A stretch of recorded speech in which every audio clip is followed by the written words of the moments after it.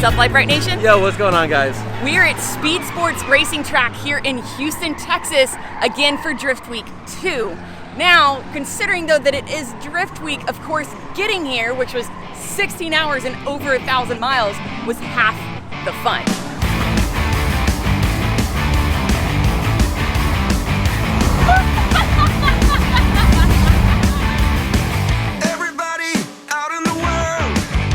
Messing around, calling all you freaks and nerds. You're just missing what you want. My brother's going down the drain. My sister's living the dream. But everybody's singing along. It's okay, we'll all soon be gone.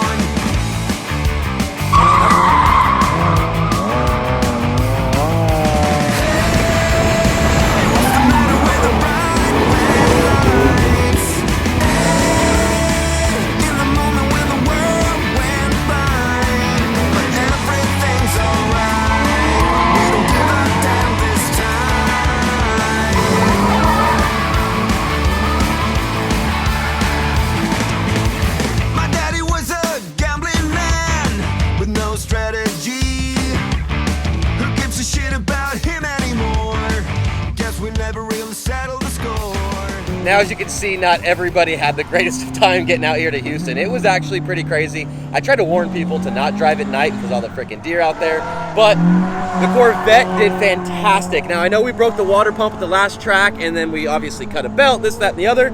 It doesn't matter. We put it on, got it back together. We were getting like 27 miles to the gallon. I think Ian was getting like 30 in his Corvette. The tune on this thing is absolutely fantastic. I can't thank East Coast Supercharging enough. These guys knocked it out of the park. The kit's super easy to work on, but the tuning, I don't know how many freaking cars I've had that have turboed, supercharged, built motors, all this, and there's always some little quirks here and there. There's little throttle stuff, there's little blips, there's little hiccups. This thing runs absolutely flawless. I cannot get over how great these guys do with their kit.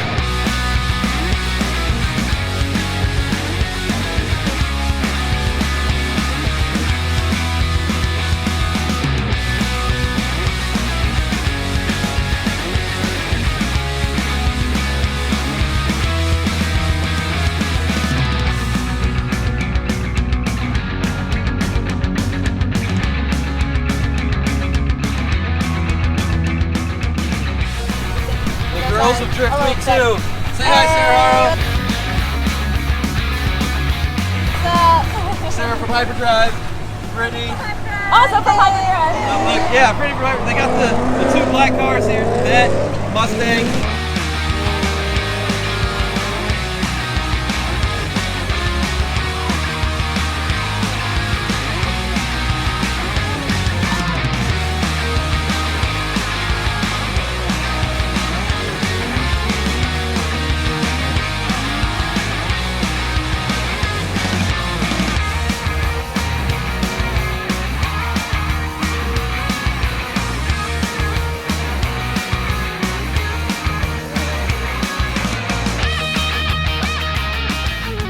You gotta fix your hair first? I mean, it's a mess. Are you good? So you remember fielding Shredder? So in the last video, I was in the passenger seat of his car when we were in a 3-car pileup wreck. My bad.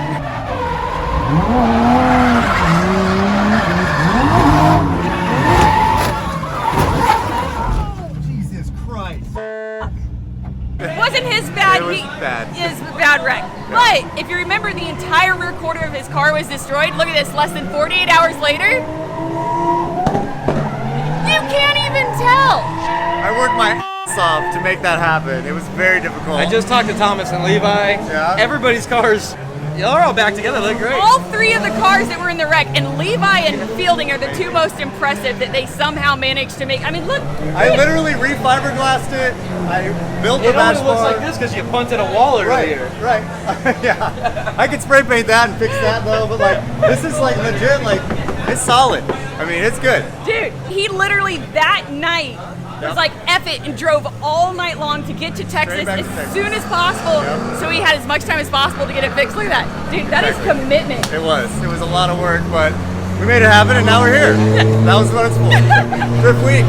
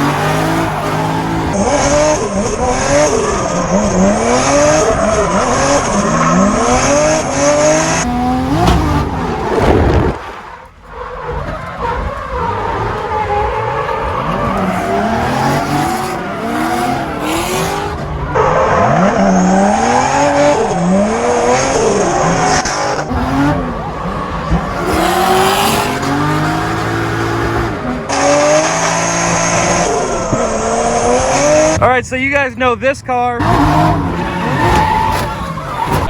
Thank you. No, I have not looked at it. Man, your car whipped around so fast. But 24 hours later, what did you do? How'd you fix it? Oh, we took a hammer to it, a little 2x4, some zip ties, and some duct tape. And I mean, you really, other than the duct tape, you really wouldn't know. No, I didn't take I think I got the best of it, to be honest with you. Now, what's your car real quick? This was, is this a retired? Yep. This is a retired Formula Drift car, right? Yes, Formula sir. D car? Retired Formula Drift car, formerly driven by Jeff Abbott between 2010 and 2012. But this chassis is a 1999 Mazda Miata with an LQ9 swap, Jericho 4-speed dog box, winner's quick change rear end, drive shaft shop rear axles. And you wanted to drive this across the country. Oh, I didn't really want to. I was invited to an opportunity of a lifetime, and I had to do it. I had 16 days notice. You 16 days notice. This is a V8 in a Miata with a quick change and a dog box. Everything you want in a car to not drive it across the country. It's not comfortable. It's not comfortable. Let's look at the inside real quick. Oh yeah, and we have to stop every 110, 120 miles to fuel up.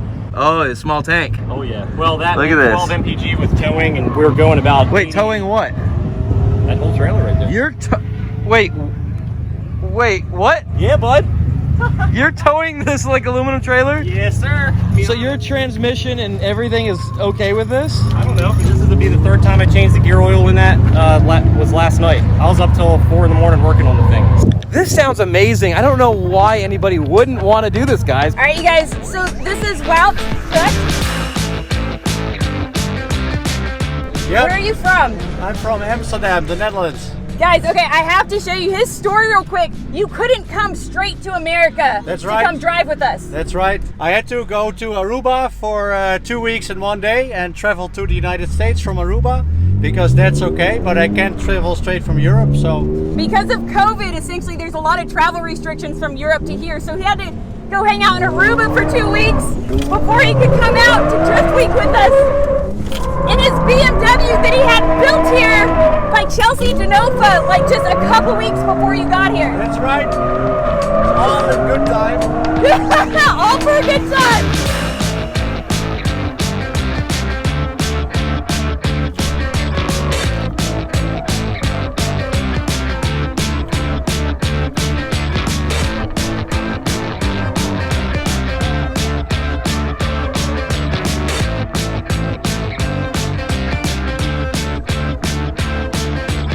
So here is Levi. He was the other guy. Guess how bad this one was. Yeah. Losing coolant everywhere. Yeah. There's a piece of his bumper. He was the third. He was in the back. C5 Corvette, RX-7 front bumper molded sort of on to the front of the C5. literally within 24 hours, he was actually one of the Corvettes we were rolling with from Tucson out here to Houston. He stopped off on the way in San Antonio. He picked up an RX-7 front bumper. He pieced back together his Corvette bumper. That is still the same bumper that was in pieces. And he also just kind of fiberglassed the headlight cover here literally within a 24-hour drive and day. Levi, what did you do? You painted it? He called ahead, had a shop mix paint. Yeah, we were back at the shop at like 7:30 with all the parts. Started working on it, and we were in bed at 2 o'clock. If you stand right here, watch that, move your shadow. If you stand right here, it's beautiful. Looks great. I can't believe you got that back together, man. Good job. Thanks, buddy. Good job.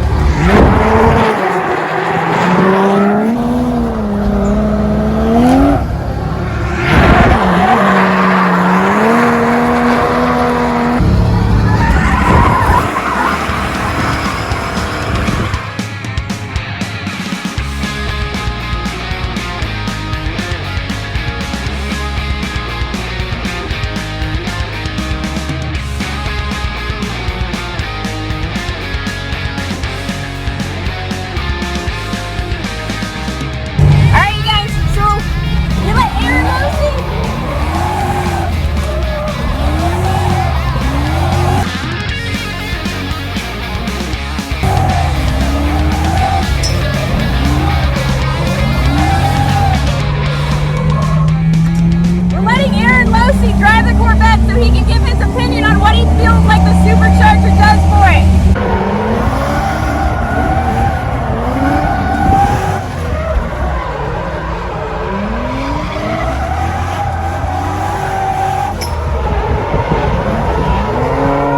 Whoa! Woo! Sucker. Good job. What do you think? It's easy to drive, that's for sure. And fielding sucks.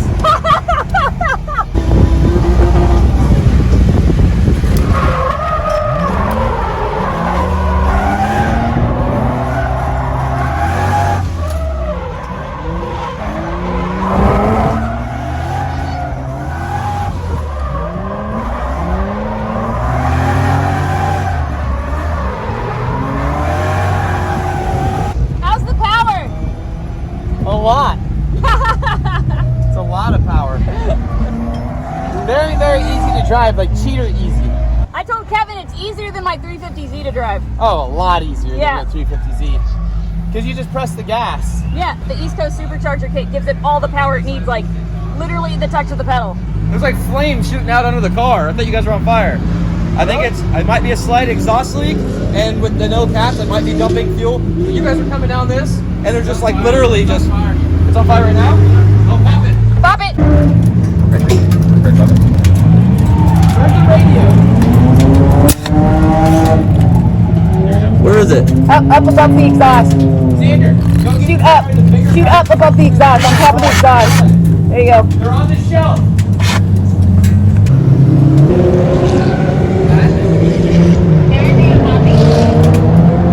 Yes, this is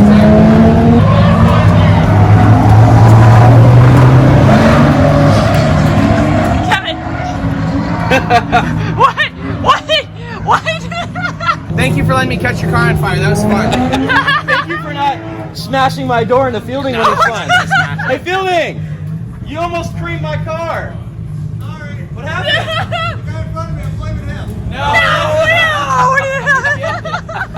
No! So, what did you think? It's so easy to drive. It's insane, isn't it? Because like I haven't driven the track or driven it all. Right, you just went out and I and just fucking went out there and just went into tandem. Literally in a track he hasn't driven and a car he's never driven and like killed it. Also did not hit Fielding, which is awesome. Also caught our car on fire. we'll have to figure that out. All right, so we're got the car up in the air here.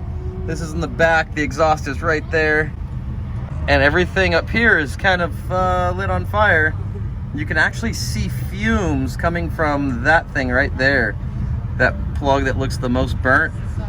I can see it in the camera right now. You can see fumes, just gas fumes, literally just pouring out of that. I'm assuming that's maybe some kind of charcoal canister vent tube, something or other. Not sure why it would be on, why fumes are just dumping out of it. But you can see it obviously cooked all this stuff. Luckily, I don't think, this is all too hot to touch and get my arm up there. I don't think it burned long enough to actually catch all that on fire and hurt it. So it seems like everything else is still working. But the scary part is, that is the crossover tube for the gas tank up there. That thing, that accordion looking bellow thing. That right there, that is a crossover tube for the 2 gas tanks. And now I'm kind of scared since there's fumes coming out of that.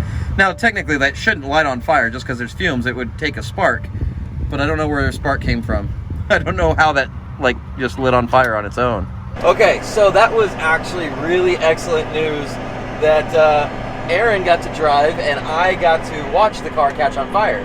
Because if I was driving, I would have just kept driving. Nobody would have warned me or looked I don't at know the car. if the car catching on fire is good news. Well, me watching Aaron driving and the car catching on fire while...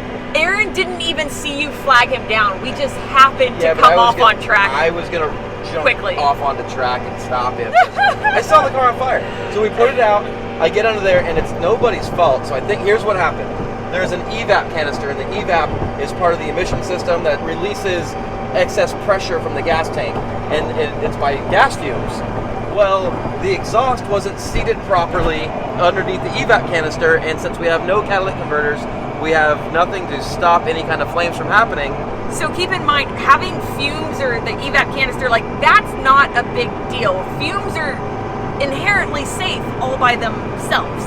It's when you introduce a spark, an ignition source, to those fumes that you have a problem. So I think, which is what we had. I think I had a backfire. Aaron had a backfire, downshifting, whatever it is, and that little bit of backfire, poof, went through that loose exhaust. Went through the loose exhaust, because that's what I found was that an exhaust leak. The exhaust had an exhaust leak, and the exhaust wasn't slipped on over each other completely. And I think there was a little backfire. Backfire hits the evap canister that has fumes coming out. Turned into a poof. Voila. Now I think everything's fine.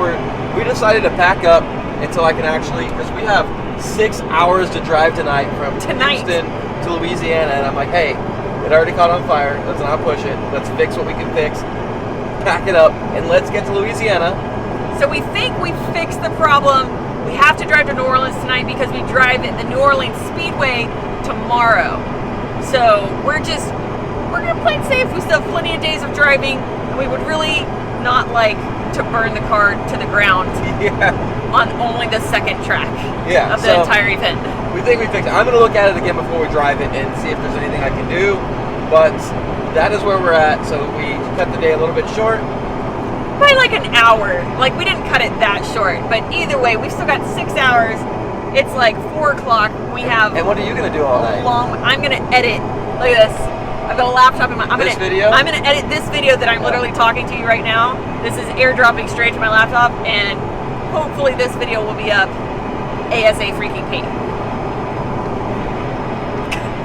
This is where we close out our video. This is where we close out our video. Kevin decided he didn't want to stay at the racetrack with everyone else. Anyways, we're staying with the subscriber instead, which is fine because we do that all the time and we love it. Yeah. It's a really nice house. Yeah, that's pretty nice. A real bed and a shower sounds super nice. It does. They said they were okay. They wanted to be on camera for when we got here. Okay. So I'm curious why. Oh my God, getting out of this thing. I'm recording the whole time. That's gonna be funny. Are they awake? I'm asleep. They were asking about jelly. We don't have jelly bean. Hey, puppy dogs. Hey, puppy dogs. Oh! What? Oh my God!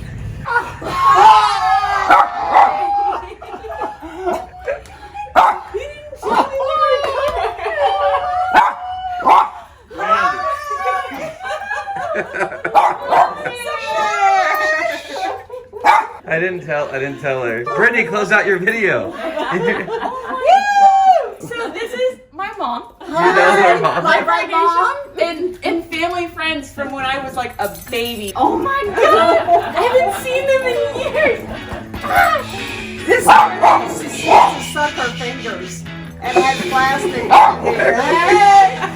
Okay, why don't you go ahead and close I'm gonna out. catch up with family friends. Guys, thank you so much for watching. Please don't forget to like, subscribe, and share, and all the other stuff. I love you so much. Greatest surprise. My mom's in New Orleans.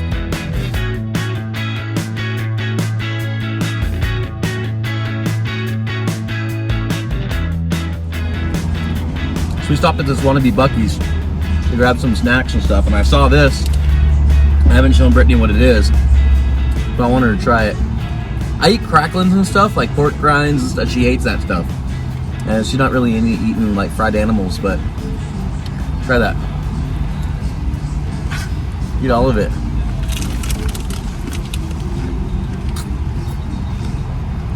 What does it taste like? French toast. Churro nuggets. Freaking churro nuggets. Oh my god. Tastes like crunchy French toast. Was that not good? Remember all those cows you wanted to pet and smack their butts and I stuff? know, the ones in Moab and won't ever let me because they're jerks. Watch out for the cow patties. that pan and then she can. Come here. I'll totally give you food. Is this? Is this shoes? You're getting fat. Give me. Oh god, you're super drooly over here. Oh, Jesus. Ah, sorry, I scared you. Brady's like, nah, you're too...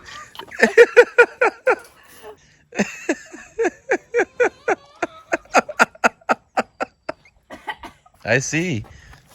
Your hand is full of freaking...